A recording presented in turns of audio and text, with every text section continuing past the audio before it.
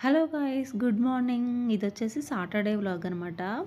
So, ఈరోజు కూడా impact job Mela అని చెప్పేసి కండక్ట్ చేస్తున్నారనమాట. సో, ఎర్లీ మార్నింగ్ 8 కల్లా వచ్చేయమన్నారు. మేమైతే 8:15, 8:20కి అలా స్టార్ట్ అయ్యాము. స్కూల్స్ ఉంటాయి కదా, పిల్లల్ని స్కూల్ దగ్గర డ్రాప్ చేసి 8:15కి డ్రాప్ అయిపోయామన్నమాట. అట్లీస్ట్ 9 కల్లా అక్కడ ఉంటామని చెప్పేసి. సో, ఎర్లీ మార్నింగ్ కదా, చాలా జర్నీలో ఎంతో స్టమక్‌లో ఏదో తిప్పుతున్నట్టు అలా అనిపించింది జర్నీ మొత్తం. కానీ చాలామంది స్టూడెంట్సే ఉన్నారు. నేనైతే ఇలా ఎర్లీ మార్నింగ్ జర్నీ చేసి చాలా రోజులైపోయింది. అందరూ కూడా అలా కళ్ళు మూసుకొని జస్ట్ అలా పడుకున్నారనమాట అందరూ కూడా. సో, లొకేషన్‌కి అయితే వచ్చేసాము. వచ్చిన తర్వాత మేము వచ్చేసరికి అట్లీస్ట్ హాఫ్ మెంబర్స్ కూడా రాలేదనమాట. సో, మనం ఎక్కడికొచ్చామంటే హరిహర కళాభవన్ అని చెప్పేసి సికింద్రాబాద్‌లో అనమాట. అక్కడ మనకి ఇంపాక్ట్ జాబ్ మేళా కండక్ట్ చేస్తున్నారు. సో, ఇంకా ఎవ్వరూ రాలేదు. చాలా తక్కువ మందొచ్చారు. అందరూ కూడా వాళ్ళ థింగ్స్ అన్నీ ఆర్గనైజ్ చేసుకుంటున్నారు టేబుల్స్ మీద. లైక్ బ్యానర్స్ ఉంటే బ్యానర్స్, ల్యాప్‌టాప్స్ ఓపెన్ చేసుకోవడం, అన్నీ థింగ్స్ అన్నీ ఆర్గనైజ్ చేసుకుంటున్నారు. అప్పుడు మేము వెళ్ళినప్పుడు మార్నింగ్ చాలా అప్పుడు ఫ్రీగా ఉంది. అండ్ ఇంకా కడుపులో తిప్పుతుంది కదా అని చెప్పేసి కొంచెంసేపు ఉన్న తర్వాత కూడా అలాగే అనిపిస్తుంది అనమాట. అందుకని చెప్పేసి కొంచెం బయటెళ్ళి టిఫిన్ చేసేసి వచ్చాం మేము. ఎలాగో ఇంకా స్టార్ట్ అవ్వలేదు కదా అని చెప్పేసి. ఇదేంటంటే ఇంపాక్ట్ జాబ్ మేళా ఫస్ట్ ఏంటంటే స్టూడెంట్స్‌కి ఇది 3 డేస్, మొత్తం 3 డేస్ అనమాట. ఫస్ట్ డే ఏం చేశారంటే స్టూడెంట్స్‌కి అలాంగ్ విత్ పేరెంట్స్ ఇద్దరికి కలిపి వాళ్ళు ఇంపాక్ట్ సెషన్ తీసుకుంటారనమాట. అంటే పెద్ద పెద్ద స్పీకర్స్ గంపా నాగేశ్వరరావు, శ్రీపాదరామ్ గారు, ఇంకా చాలామంది స్పీకర్స్‌తో ఫస్ట్ స్పీచెస్, ఒక వర్క్షాప్ లాగా 1 డే మొత్తం ప్రోగ్రామ్ జరిగింది. నెక్స్ట్ డే హెచ్ఆర్స్‌ని ఇన్వైట్ చేశారనమాట. 2 డేస్ డ్రైవ్ తీసుకోమని చెప్పేసి.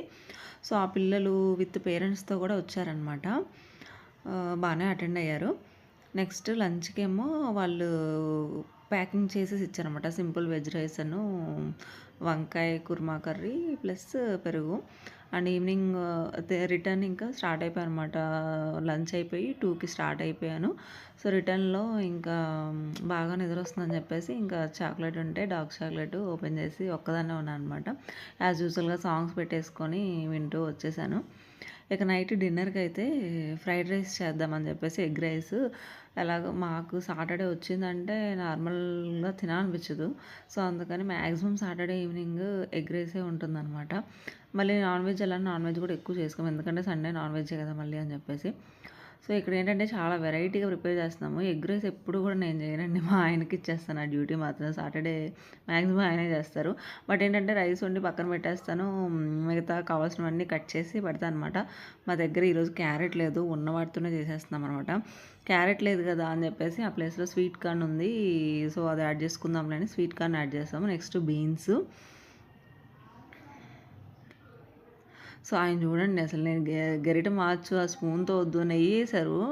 గీ ఏసిన తర్వాత అదే స్పూన్‌తో తిప్పుతూ ఉంటే గరిట మార్చు, మార్చు అని చాలాసేపు చెప్పిన తర్వాత చాలాసేపటికి మార్చారనమాట. తర్వాత ఆనియన్స్, పచ్చిమిర్చి, బీన్స్ కలిపేసేసాము. పచ్చిమిర్చి జస్ట్ స్మాల్ పచ్చిమిర్చి 2 కట్ చేసాం అనమాట. ఎందుకంటే పిల్లలకి స్పైసీ ఉంటే తినలేరు కాబట్టి చాలా తక్కువ వేస్తాం అనమాట.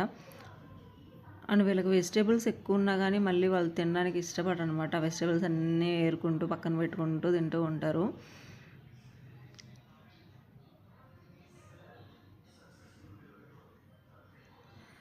మా జున్ను వచ్చాడు మధ్యలో. వచ్చేసి ఏం చేస్తున్నారు, ఏం జరుగుతుంది, ఏం చేస్తున్నారు, వెరైటీస్ ఏదైనా వీడియో తీస్తున్నాను కదా అని చెప్పేసి స్పెషల్గా ఏమైనా చేస్తున్నారా అని చెప్పేసి వచ్చాడు.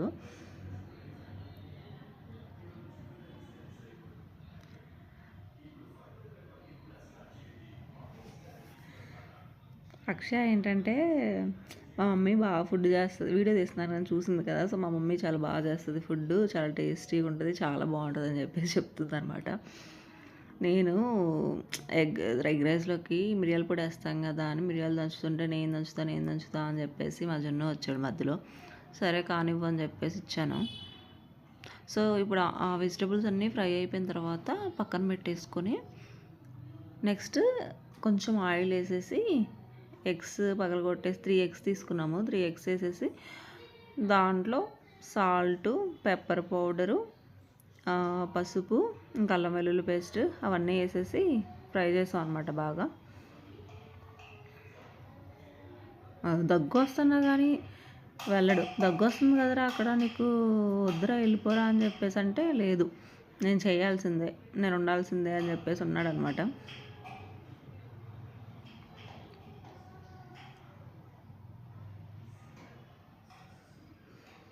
సో అదేంటి ఏంటి ఏం ఉంచుతున్నావు అంటే కరివేపాకు పౌడరా అని చెప్పేసి అడుగుతున్నాడు. కరివేపాకు పౌడర్ కాదురా అని చెప్పేసి అంటే అక్షయ్ని అడిగిన అక్షయ్కి కూడా తెలియట్లేదు ఏంటి అని అడుగుతుంది. సో అది బ్లాక్ పెప్పర్ అంటే, బ్లాక్ పెప్పర్ అంటే ఏంటి అంటే మిరియాలు అని చెప్పేసి అంటే, ఓ మిరియాల పౌడరా అని చెప్పేసి, రైస్లోకా అని చెప్పేసి అంటే అవును అని చెప్పేసి అన్నా అనమాట. సో మధ్యలో కరివేపాకు కూడా యాడ్ చేసాము.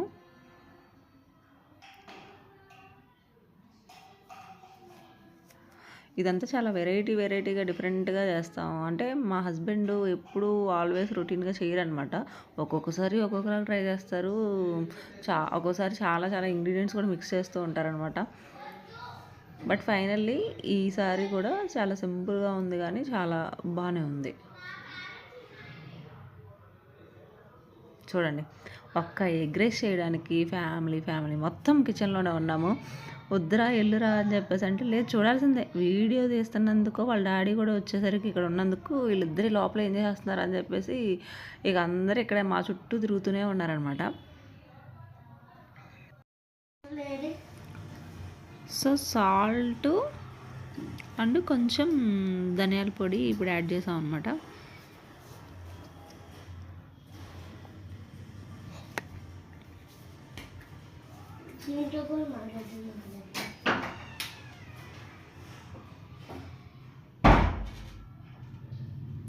That's it. అవి కూడా కొంచెం ఒక 1 minute అలా కలిపేసుకొని బాగా మిక్స్ చేసుకొని ఇంకా లాస్ట్లో రైస్ యాడ్ చేసేసి, రైస్ కూడా ఒక 3-4-5 minutes ఫ్రై అయ్యేలా హైలో పెట్టుకొని కొంచెం ఫ్రై అయిపోయిన తర్వాత ఇంకా స్టాప్ చేయడమే.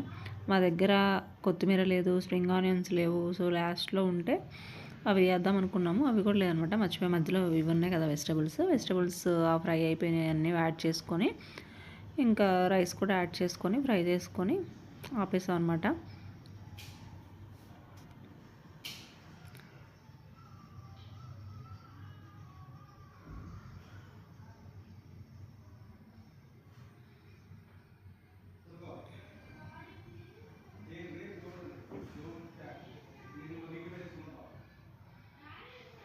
సో ఫైనల్గా మా ఫ్రైడ్ రైస్ అయితే ఇలా వచ్చింది. అంటే మీకు ఇక్కడ వీడియోలో చూపించడానికి చాలా లైట్ కలర్లో ఉంది కానీ యాక్చువల్లీ కొంచెం ఎల్లోయిష్ కలర్లో వచ్చిందనమాట. సింపుల్గా నైస్, బాగుంది. ఇది తిన్న తర్వాత మనకి స్టమక్లో కూడా హ్యాపీగా అనిపిస్తుంటుంది. Okay, thank